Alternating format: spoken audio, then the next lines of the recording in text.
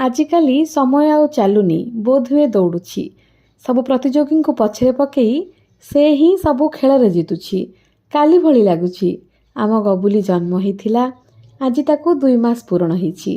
ସବୁ ମୁହୂର୍ତ୍ତକୁ ମୋବାଇଲ ମାଧ୍ୟମରେ ତା ବାପାଙ୍କ ସହ ମୁଁ ଏଇଠି ରହି ବାଣ୍ଟୁଛି ଏବଂ ତାର ମା ପ୍ରତ୍ୟେକ ମାଙ୍କ ଭଳି ଭଗବାନଙ୍କ ନିକଟରେ ନିଜ ପିଲାର ମଙ୍ଗଳ କାମନାର ଅଳିକୁ ଭିକ୍ଷା ଭାବରେ ମାଗୁଛି। ମଙ୍ଗଳବାର, ତେଣୁ ସାଧା ସରଳ ଖାଦ୍ୟର ପ୍ରସ୍ତୁତି। ସୁଜି ସହ ମୁଢ଼ି ଅନେକ ଦିନ ପରେ ଖାଇବାର ସୁଯୋଗ ପାଇଲି। ଅନେକଙ୍କର ଅପସନ୍ଦ, ହେଲେ ମୋର ଭାରି ପସନ୍ଦର ଅମୃତଭଣ୍ଡା। ତେଣୁ ଏବେ ପ୍ରାୟ ମୋ ଖାଦ୍ୟ ସାରଣୀରେ ତାର ଉପସ୍ଥିତି ମୋ ପାଇଁ ଢେର ଲାଭଦାୟକ ଭଳି ପ୍ରମାଣିତ ହେଉଛି। ହାତରେ ଗଣିଲେ ସମାନ 60 ଦିନ ହେଲା ମୋ ଗବୁଲିକୁ।